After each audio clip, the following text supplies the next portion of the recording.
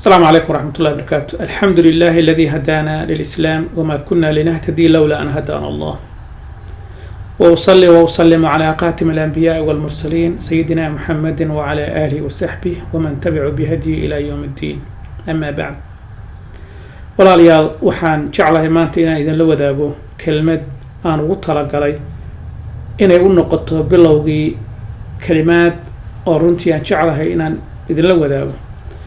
maxaa yeelay waxaa dhacday dhowr jeer anigoo jooga meesha aan deganahay iyo online-ka dadka aan saaxiibada ku nahayba inay soo weydiiyaan su-aalo ku saabsan mawduuca ama maxaa la dhihi jiray xirfadda marka aniga aan ku shaqeeyo oo si gaar ah si gooni ah iyo qaar badanna ay iga codsadeen inaan maxaa la dhihi jiray aan wadankii iyo dadkii dhismihii dib u dhiskii wadanka caafimaadkiisa in aan qayb ka qaato at least seminar meel aan ka jeeday wax noocaas oo kale ah runtii talooyin la wada baahan yahay oo qaarkood ay ugu yiraahdeen samarka ma noo timaadid. runtii waa jeclaan lahaa samar iyo markastaba inaan idinla joogo marka waxaan isiri haddii aad adigoo gurigaaga jooga aad wax ka caawini karaysa waxaan isku dayay in aan webinars oo online seminars ah haddii aan samayn karayo taasoo dhici karaysa maadaama aan waqtiga u kala duwannahay oo anigu aan maalin ku jiro idinna markaa saacadahaas oo kale aad ku jirtaan habeen. waxaa keliya oo ifran markaa waxay tahay inaan video duubo oo aan markaa aan upload gareeyo oo qofkii ilaahay u haleeshiyo oo marka ay macno sameeyaan ama ay tiro noqdaan oo runtii aan dadka la wadaago marka channelkaasi ciddii doonaysa marka ay ka faa'iido marka taana waa ra'yi marka ay ugu soo dhashay. tallaabada maanta aan qaadayo waxay tahay horta marka ugu horeysa waxaan ka hadlayaa muhiimadda caafimaadka uu u leeyahay islaamka. maxaa yeelay kelmadda aan ku furtay ee ahayd الحمد لله الذي هدانا للإسلام وما كنا لنهتدي لولا أن هدانا الله. waxay marqaato u tahay in aanu ilaahay ku mahadino markasta iimaanka uu inoo sahlay iimaanka uu inagu hanuuniyey iyo in aynu noqono dad isagii aamina oo rasuulkii uu soo diray raaca oo sidaa muslim ku noqda. marka cidina ma awoodeen in ay maxaa la dhihi jiray iskeed ay isu hanuuniso. maxaa yeelay nabigeena calayhi salaatu salaam markuu jeclaystay in adeerkiisa oo dadka ugu dhowaa uu la jeclaaday inuu islaamo oo loo sheego waxaa la yidhi adigu ma hanuunin kartid qofkaad doonaysid innagaa hanuunka iska leh ciddaan doonana innagaa siinayna. marka annagoo taa og ayaa runtii waxaan jeclahay waxa aynu haysanno ee nimcada ah nimcooyinka alla subxaana wa tacaala ina siiya waxaa number 1 u ah waxay tahay waa iimaanka. mar haddii iimaanka ay number 1 u tahay oo alla subxaana wa tacaala taa ina siiyey oo haddaynu dadka ayaan ka hadlayaa oo qofkii aan islaam ahayn oo aan weli iimaanka helinna ilaah baan ugu baryaynaa inuu hanuunka tuso oo markaasi uu u dhaxlo wanaagga ama nimcooyinka alla subxaana wa tacaala uuna siiyey taa ugu sarraysa. taa ka sokow nimcooyinka xiga ee alla subxaana wa tacaala number 2 midda uu nooga dhiga waxa weeyaan waa caafimaadka. caafimaadku waxay dhacaysaa waa darajada labaad oo nimcooyinka alla subxaana wa tacaala ina siiyey waxaa number 2 u ah caafimaadka.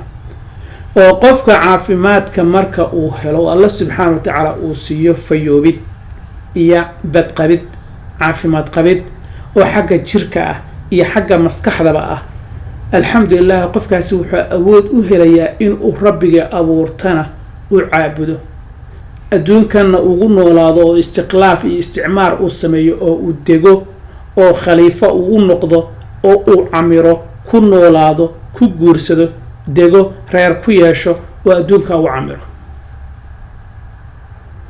maxaa yeelay qofka haddaanu caafimaad haysan oo qofka caafimaadka haddaanu haysan maxaa yeelay caafimaadku waxa weeyaan waa kaalin wuxuu qayb ka qaadanaya xitaa islaamnimada.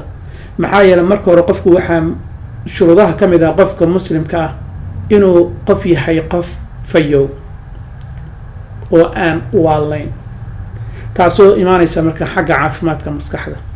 qofka markuu caafimaad qabo maskaxiyan uu caafimaad qabo oo jir ahaan uu caafimaad qabo waxa weeyaan nimco alla subxaana wa tacaala qofka uu ka maqanay ma jirto. dad badan baa ka hadlay inuu khinaayada la sheegaya dhanba ay caafimaadka tahay. gaaladii xataa ka hadasha buddha ninka ay yidhaahdaan maxaan ku dhaha buddhismka aabbaha u ah maruu ka hadlayay isaga xitaa waxaa laga wariyay inuu yidhi haddayba qinaayo jirto wealthiga la sheegayo waa caafimaadka. qofka haddaanu caafimaad haysan waxa weeyaan wealth maba jiraysaba. weli waxaan kaloo kuusii sheegayaa tusaalooyin badan oo aan jeclahay in wealthi ama maxaa la dhihi jiray qaninimo ama hodantinimo ama maal aanu macnaba sameynan haddaan caafimaadba jirin. maxaa yeele caafimaadku waa hadiyad la isa siiyo ta ugu sarreysa. marka caafimaadka dhooristiisa iyo ogaashihiisa iyo ka warhayntiisa ayaa runtii muhiimad gaara leh. taa weeyaata aan doonaya in aan runtii aan inta anigu karaankayga ah inta ila gudboonaata aan jeclay dadkayga inaan la wadaago. waxaan ku xijinayaa oo kale runtii mar hadduu caafimaadka aan isku raacnay inuu yahay qaninimada ugu sarreysa oo lacag iyo hanti dahab iyo dollar aysan waxba kuu gedi karayn oo caafimaadka dheg ku xanuunta aysan baa kuu soo celin karayn. tusaale yar baan ku siinayaa meesha aan deganahay iyo meel kasta oo ay joogaan milyaneero bilyaneero oo hanti hadday noqoto guryo, hadday noqoto kambaniyo, hadday noqoto stadiums iyo garoomo leh. bilyaneer waxaa jiray agtayada oo caan ah oo la yaqaano Paul Allen la yidhaahdo. wuxuu leeyahay garoomo waaweyn, tiimam waaweyn oo koob qaada. waa nin kale Seahawks. wuxuu leeyahay Portland Trail Blazers. wuxuu leeyahay maxaa la dhihi jiray hanti aan la soo koobi karin. xanuun yar baa u yimid oo kollay annagu waxay nagu ahayd wax lama filaan oo deg deg ah, laakiin dhici karaysa inuu muddo usoo xanuunsanayay. mar waxaynu maqalnay inuu kusoo bood ahaa oo pancreatic cancer u ahaa, marna lymphoma maxaan ku rahaa Hodgkin cancer ay yidhaahdaan oo non lymphoma ah ayuu ahaa. waxay ahaataba almuhima ninkaasi balaayiinta dollar uu leeyahay wuxuu ka mid yahay tobanka qof ee caalamka ugu lacagta badan buu ku jiraa. ninkaasoo kale marka uu noloshu ay qalqarad halka ay usoo gaarto haddii hantidiisu uu dhaafsan karo uu dhaafsan lahaa. marka caafimaadku waa waxaan la soo koobi karayn oo u baahan runtii in lagu fara adeego. marka arrintaas weeyaan arrinta runtii aan jeclahay in aan maalmo badan aan ka hadlo anoo ka hadlaya intaan ka ogahay nidaamkii caafimaad ee waddankayga soo maray, intii khalaasuhii iyo dagaalada sokeeye ay jireen siday wax ahaayeen, iyo hadda xaalku waxa meesha uu marayo, si aan wax ugu daro dadka dhalinyarada ay hadda iskuullada ku jirta wixii marka aan ku kordhin karo anoo ka fog. marka waxaan kaloo ku darayaa oo nabigeena calayhi salaatu salaam inoo sheegay caafimaadku wuxuu ka mid yahay laba nimco Allah subxaanahu wa tacaala ummadda uu siiyey laakiin dadku aysan kaba faa'iidin oo mar kastaba aysan ku fara adeegin oo ay dayacaan. waa firaaqada iyo caafimaadka. marka sababaha aan ku dayacno caafimaadkayga maxaa ka mid ah iyo waxyaalo badan oo la mid ah ayaan insha allahu barnaamijkan uga hadli doonaa. inta aqoontayda ah inta aan markaa ila gudboonaata markaas ayaan idinla wadaagi doonaa insha allahu. ilaahna waxaan ka baryaa inuu iiga dhigo ii sahlo i waafajiyo hadalkiisa wanaagsan. wixii xun iga dhacana ilaah baan ka baryayaa in uu maxaan ku rahdaa yareeyo qaladaadkayga. muhiimadda waxay tahay walaal kolle meeluu joogaba ha jooge, gobolkuu jooga ha jooge,